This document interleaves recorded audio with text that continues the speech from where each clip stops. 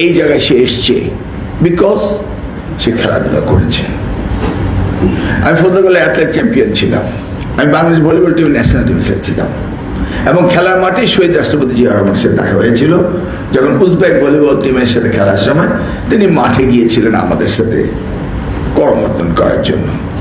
সেখান থেকেই sports secretary, রাজনীতি, শহীদ জিয়ার সময় আস্তে আস্তে আস্তে আস্তে আজকে এই পর্যায়ে।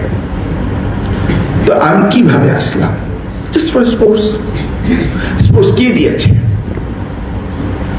লিডারশিপ দিয়েছে, দ্য ক্যাপ্টেন লিডারশিপ।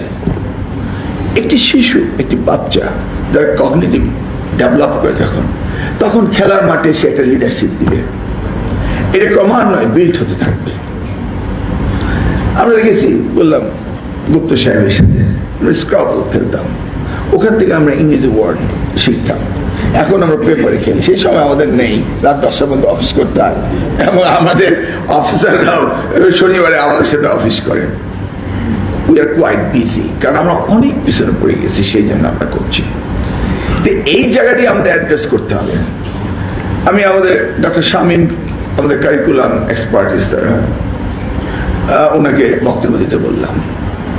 এবছর আমরা স্পোর্টস মিনিস্ট্রির সাথে বসে ক্লাস 4-এ আমরা স্পোর্টসকে অ্যাড করেছি।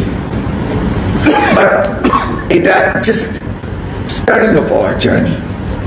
এই জার্নি আমাদেরকে ক্লাস 1 থেকে শুরু করতে হবে।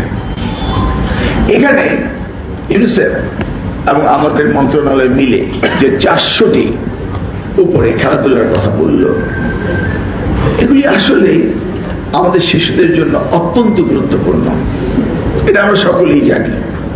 এখন যারা ওয়েস্টার্ন কান্ট্রিতে বা ডেভেলপ নেশনে বা আপনারা যারা অ্যাফ্লুয়েন্স সোসাইটি রয়েছেন, রিচ রয়েছেন, তারা কিন্তু প্রচুর খেলাধুলা টয় কিনে দিচ্ছেন। আজকাল দিনে ডেভেলপ নেশনের 4 জনে মিলে একজন নাতি, অল আর আর্নিংস, ডিসপোজাল ইনকাম এত বেশি, তখন তার স্পেন্ড করবে কোথায়? তখন এই যারা খেলাধুলা তৈরি করে এই সেক্টরে তারা প্রচুর ইনোভেটিভ খেলাধুলার জিনিসপত্র তৈরি করছে, কারণ ডিসপোজাল ইনকামটা ইনভেস্ট করার জন্য কোনো জায়গা নেই। 4 জনের একটি নাতি, 4 জন হাউস হোল্ড ইনকাম করে। তো সেই জন্য মার্কেটাররা তারা চিন্তা করলো যে আমরা স্পোর্টস সেক্টরে ইনভেস্ট করি। যেমন সেকেন্ড ওয়ার্ল্ডের পরে বেবি বুমার্স, যেটা এখন যে জেন জি, এই বেবি বুমার জেনারেশন যখন আসলো, তো মার্কেটার চিন্তা করলো what do we spend money to produce product. তো তখন দেখা গেল কি বেবি বুমার মানি ঘরে ঘরে বসে সন্তান বাড়ানো। তো they have enough money because world ওয়ারে গিয়েছিল, টাকা জমে আছে। তো তারা তখন music, theatre, cinema, audio record, video camera, এগুলি তখন আমরা গ্রুন্ডি এই সমস্ত নাম শুনতাম যে বড় বড় কোম্পানিগুলো এগুলি বানাচ্ছে। এটা জাস্ট কোথায় চলে গেল?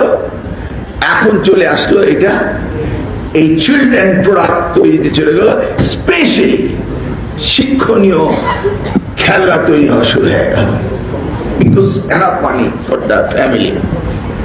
এতে কিন্তু ওয়েস্টার্ন কান্ট্রির এই নিউ জেনারেশন গুলো তারা স্মার্ট হতে শুরু করলো। You see the point? They have money, they won't invest. Where? For their grandsons.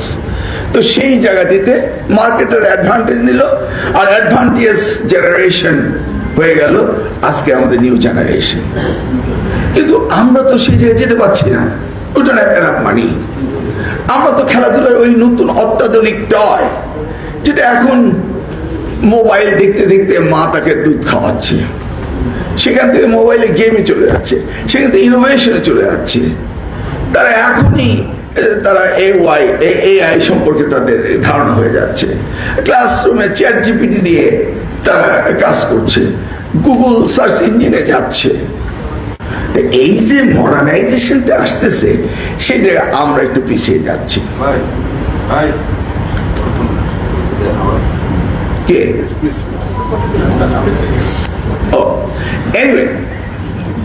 এখন আমাদের দেশে আমাদের কালচারের ভিতরে কিন্তু অনেক খেলাধুলা রয়েছে, সেগুলিকে আমাদের আনতে হবে।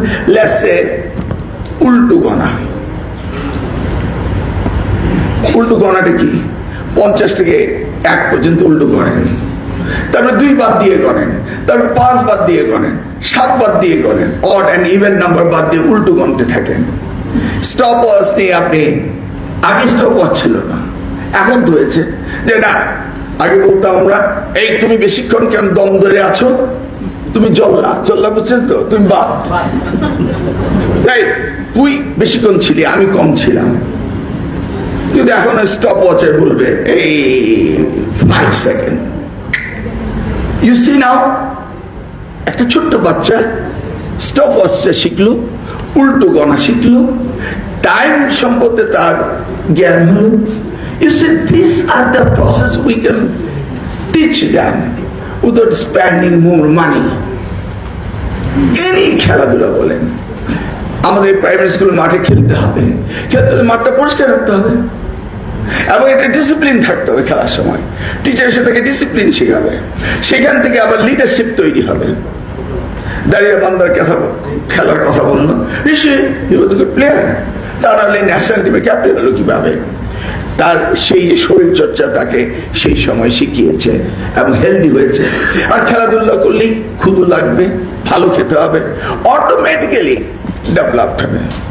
আমাকে বলছিল যে চায় না, আগে দেখতাম ছোট্ট ছোট্ট, এখন সব লম্বা হয়ে গিয়েছে, যে পান, তাই না? হ্যাঁ, আমার বাম দিয়েছিল ববি আজাজ, গান দিয়েছিল, আমি বই নিচ্ছি, আমি তাকে দেখলাম, 2 জন আমার চেয়ে লম্বা, তার নিউ জেনারেশন। এরাই কিন্তু গল্পটা করলো। তার মনে বললো, হ্যাঁ তুমি তো ভালো খেয়েছো এখনকার দিনে, আমরাও ভালো খেতাম, কিন্তু হয়নি। ওই যে ববি বলে গেল খেলার মাঠের কথা। 1967 আমি ক্লাস 7-এ মোহাম্মদপুর গভর্নমেন্ট বয়েজ স্কুলে পড়ি। ওই স্কুলের চারিদিকে শুধু মাঠ, ওই পাশে রেসিডেন্সিয়াল কলেজ। তাই বললাম, তুমি কি ওই মাঠ দেখেছো? বলে না ভাইয়া, মাঠ তো 90-এর পরে হওয়া শুরু হলো। তার মানে হি হ্যাড সিন 90-এর পরে। এখন ঢাকা শহর কি? ইটস এ কংক্রিট জু, ইট পাথরের একটা চিড়িয়াখানার মধ্যে আমরা বাস করছি। আমরা কানে কানে ফিস করে বলছি যে একটি স্পোর্টস ইউনিভার্সিটি ওর করার ডিজায়ার রয়েছে। কোথায় করা যায় জিজ্ঞেস করছি, অনেকগুলো মাঠ লাগবে, ঢাকা শহরে এটা সম্ভব না। সেগুলো পূর্বাচলে চিন্তা করা যায়। পাশাপাশি 2 ভাইয়া ফিস করছি, পূর্বাচলে করা যায়। আর পূর্বাচলে এত জায়গা কিভাবে হবে? আবার বললাম, না না না, ভালোই হবে। পূর্বাচলে একটা স্পোর্টস ইউনিভার্সিটি, অনেকগুলো মাঠ থাকলে এখানকার অনেকগুলো কম্পিটিশন সেখানে হবে। ইউ সি, আমরা চিন্তা করছি, তো সেই জায়গাটাতে আমার যেতে হবে। আমি বক্তৃতা বাড়াতে চাচ্ছি না, বরঞ্চ আজকে এখানে অডিয়েন্সটা খুব সুন্দর